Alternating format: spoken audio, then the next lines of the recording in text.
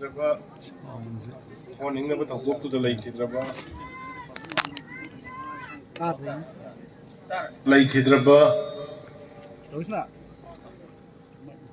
미위 마리기 타와이나 이소르기 마낙다 잉스나 레루나바 아이 코름자리 로는 레호르비 문무 텍타 카이다나 이소르 산비바 비네비스노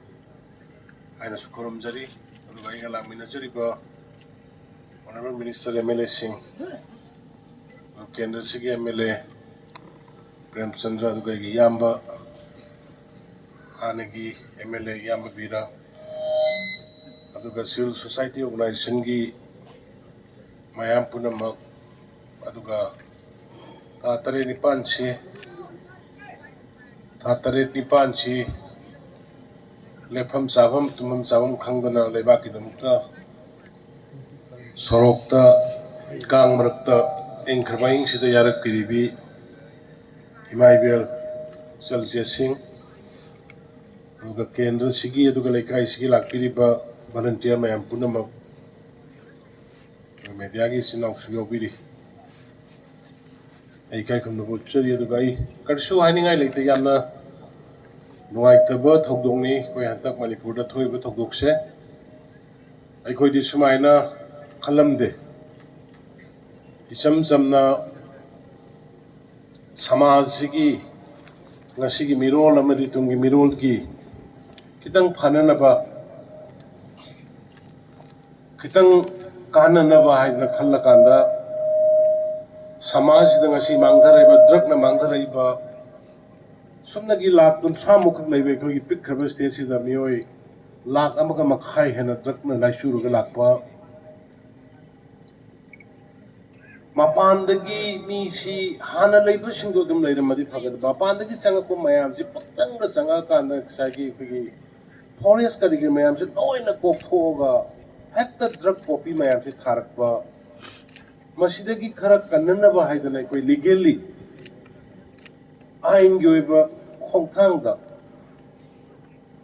Mayam Nosi Amanga Ribazati Cookie. Cabinet Minister Manasian men were a quit of a hole. Mana live Tavolaga. A queen at Ogunate, quite a other Madu Punamatu, a Pavata river drug, thing never honor river, poppy, thing never honor river, Mapandagi, me, my arms, the Loigi, or a quay Hanagi, Hausa, river, Mio, currency, and a honor to talk one toy, a quay. I should consider my day, Praza, my young Yunkai, my Tabiba Mika, Mapunsimangan. Satina Queen White Day. Madugi Mokoina attacked the wrong with Dragadi. My Teshu could Halamo Hana Kanana Horopuno have to be put in. I know Huzik, Madum the Huzik Satpagi Matam, not right. Quakana, Haneamna, Rasendo Wuni, Haksangse, Hanipan Mapanje, near the Khaangbani to go. Kolai Paidaba Nicham Pradab Hokoda Lema Tartrabina Sumnagi Singsan but Sachaba Sumnagi Koi but Chachaba Lanya Boda Natragan, my Kana, Kolai Machine Kani have the Nataba Sumna Koi but Chatpada, Sumna Singan but Chatpada Kuthara Abanina Manipur Sarkargi, Bharat Sarkargi. Khaangba, a Khaangba Bangandu. My humble leaders were going to delay the question, Carson. I don't know Nana in a Kudakta Nana in a Kudakta, Kanaki Watate Kudakta, Mayam Homibo, never MLA Mr. Kudakta Ayabi, Matalenkiano Kankalo Masing Sani Sohun. Kutakta how? I'm assuming as I Wangang Loy, Sigi, do not have to give it. Moina Nakani and Later. Moina Naiba Jagadu the Shira did like a Muyu.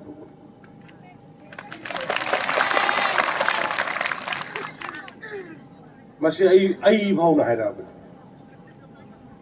ai ba na de khut ka chin ga mana bai se ai se chief minister ne ai se chief minister se mai dei khata ki chief minister oi da ba ai na mai dei khatang to an oi ra ma de na na khang ga dam ni lan se ai na chief minister se jati pum gi oi ru gi khang ba da ko khang ba dai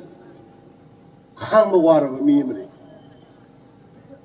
lana lana tawba santu iba ngang iba kasuna ta ba men man da da maron mari jukhang da ba kai da popuna jukhang da ba ka social media da ngang idung asi urang ngani me manga krisma ipar leithak leithak na tawba da ba yar ba matam ne do khang iba khang ne do siba di ai ngasi sauthok na ai wangun to pallaga ai hajaram ge ai gi praja siraga ai gi praja soga sum gengang leiga da ba Biren do nate yenga lega da biren ki sarkar di je nate ai ke sarkar lai pe ai ke sarkar lai ta pe ai CM oi pe ai na ta kai oi da pe I don't care but ai ki praja makhata na ne sumai na sum micham praja ba lo sola ga di ai sa ju ne mayam lan du gi marak ta ma wor pe lan kapachal uri marak ta ma wor pe bande ai jati kande ade ai jati lecture kamai ngani kana dai kuna akai batau gure kana dai kuna akai batau gure karam jati da kuna kari akai batau gure kana da kari da kuna akai ba kari tau gure ba aduna oi kuki praja puna ma kuso koi sawe de kuki ki praja singi marakta mai horon de ki lera ba akoi ki saron churon tar ga leira ba ari busing lei moi du bude akoi kasu sau de du a da ki mapan da ki changa sir mapu sane na drug la lon na mafia da una khulai pa na gang ta guna ai khoi hana da ki leira indigenous people akoi bu namdan ne ba kang bu du di ai amu han ne khoi compromise sung dok to roi ba se ngasi thabang na su ujai IRB kaur ga hai gra bani JSP da ai gi as a CM ai gi wa ma ta da box da ki IRB lu thok ya roi mafam tabu de jene jene jene daga lai basu strategic koiba jaga jati kanma ngamdra gade ina sibai kanu bai gari kana dige jati kanma ngamdra ba irei ba kanma ngamdra gade ina CM uru bai gari kana doino ma thayau go pone do odo thayau go pone political basan nate hamoi dige hai bani hamoi dige sele be i khar sid dige hai bani sum tadana leiba sum khanga ga leiba war kare aduna ai makhata na atai sigi maram sidi lanne hong nang ba lon nang ba mayam na madu ki khudong thabo ai khoi da hakpiu lon na service da goda ba lalong yat ka da ba yagna ba kamai thema ga da ke ta goda bududi lon na kana ga da mini sorok ka lawra ga sa lan thang na ba yaroi group chal ga pariang chal ga yagna ba loi ko la ka lan thang na ba yaroi aduna lai khidra bai mung sathina nungai te sa ri ba lai ro ri ba condition do ubuda aduna imung mari thuk oi mafam sa du ga yor ga imung mari khudak ta yum sa ga ni adugi order copy se noi JSC kam bu lo yum sa na bi se DC de ki dorka na ta ha gi manung de ki tum yum sa ba horo noi order pira bani ki mari ki aduga hoji lai ki daba singdu ki ahan bagi lai daba wa ba ngata ni ai yam nungai dai su kitang ngang ning bani du ngang ro ke lau uba matam da mayam na kire hai ba kan da ai koi mayam pham ga cabinet minister koi mayam pham kan da lau uba chat pa koi praja kire kamai to se kan da IRB listing ani ga changwa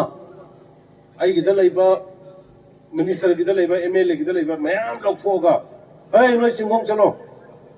ai gi praja sing mayam se lau uba son gano sosan pro ki chingong chalo imphal ki imphal ko chalo kaung pi praja son gano hai da nga ga lau ugi except ama khak natana laibak jiba thogdo ama khak moirang gi da do security khangalam dra chatpadu natana atai asoi ba yaw gi de hoi lau uba ngam da ba sang ba ya da mong kur lai gi sang ba ya da ba sing do government compensation pi ba gi crore कुंथ्रा तरुक लाग लेरे लौ उबो यादबसिंग पैसा लोइ पीगोन अदु लोइ फंगदे लौ उबो यादबगे अदुना अइना हाइनिंगे अइना हाइजरैदि लौ उख्रे लौ लोख्रे असोपै लगिदे हुजिसु कनागुम इसिल नाउसिंग लाइरबनि यानिंगनि सिंग ग्यास फंगदब याउरी हाइ ngara ngai lakpa ganda gas connection tawbide di sinasu sigumba imphal khata sakholaga yaroi akoi gi adu khata nungairaga yaroi saide leiriba mayam se yum jingdisu gas connection phangan madraka lei yum phajana san madraka lei semkat padraka lei koi punna adu se deputy commissioner na torokanda gas phangdaba kana kari leiri chingsal idu gas leitebagi oine ba adu idadi gas connection pipi na ba noi gi che sang sembi raga vikram hafta ama ani jaga da sing season ba mayam se sigi damga specially kem to wi oba kem to wi da gas sung da sing do paisa moina pudong am do koina compensate to wi se ba akoina napat ki pata lupa da reduce ro ga premium chen gri di praja ki leiba ko me ni ekoi praja leitari ko me leiba kri kane praja ki damga rokoi le se aduna madu ki poduma bikram nang di CM oina gas khangdabadagi sing chali aduna sing chatpa sing yan da yade haiba leiragadi kangai padana akhoi dong to pok review honorable MLA leire SP leire adagi usigi aya bile akhoi hana security han thage ba security hana thara matungda sing yan se lau uje pari pato di maram di mi phatta ba yaw buje aina phatta bodo phatta te lo khok ngam de ba Manipur thukai ni hare buje akhoi na ro Manipur ani thok se hare jibo khoi na ra group amana haire ne kangbu amana madu haire ko kangbu du de koi thengna ba ta bana trene santi pami ne pithok rajro yengna ba di thengna ba ta bani si na khoi gi hak na te si khoi gi lamni noi na madu khoi gi lamje thugai ba noi gi tik na te ja khoi na khangan ba ta bani lemin na ba ta bani santi loi pam nga tani ne Santi to dum yasiro drug picture su yaba bapan de ki loi puraga koi lam loi lo su yaba adagi loi na moina pura zo hala zo koi kun handaba dum santi le na koi dong di yaro ai di achumba mehoron de ki le ra ba mayam se hingba ki hak yaw na hingda ba no la ka hingda ba na ta adunai nungai ta bangang ning bayam na gaya tu chief minister mo ina ngang baya de bire noina ngang ba di yang ngang ning ba le aduna haksang si hai sin ni aga khang ya si aduna mayam usiki magi dai gi drba sing ding ngang ji sigi kang bu so ya pe una ja duna ji convener sing apun bo gi do Kaman control gitu, moi ke unadana lagi kami nau cinggu semua hangnya, moi apamba, dia mungkin anu sih kerana lo ina, kayak nogi gari tahu buat koi ki trailer gumba, excavator gumba tahu buat sih nau sing koi ramme, aina, noi BDF gumba hap sih raya pada, pamoi koi driver lo ina happy hoy. Kam like that emotional su hoy aduna madu ki pot puna makudi mase koi lakchari ba koi na sungsoi dana moi gi mongi hingna na ba ko na ba tawba es gracia ki kari gi koi thokpa dum government ki chap chaba tawjagani aduna mayam puna mak imasing wabi re na koi ado hujikti aya bi kari chai na du bina ino ji mayam na kopsalaga hari do SP ne noi niu nom sing na phajna layo praja sing ahing tum da ba koi re imai gi sing ahing tumalo noi na ahing sangu Noi tolok sari se, noi de piri reply se adu bidam tani na adu bidam. Hairam bisi. Seras koi na koi to na kar layo. Adu na, ay wapang kar se thamjar ga ya mohon na. Lai ki draba thawai mari. Iso na inga sing na thambi ba ngapi ko isno. Adu ga layauri bi munung ya wa bada koi saru gyari. Adu ga magi mateng pang ba ya koi koi. Pangani hai wapang kar se thamjar ga mayam ba mohon ay kuram jari. Mahare Jimin ki wari dunai na pallis hai. Ai madu MLA ne usi committees ne ai taurage. Like the moi ki area that fokoni moi ki responsibility lai na ina hari do adu mayam bhat talu ko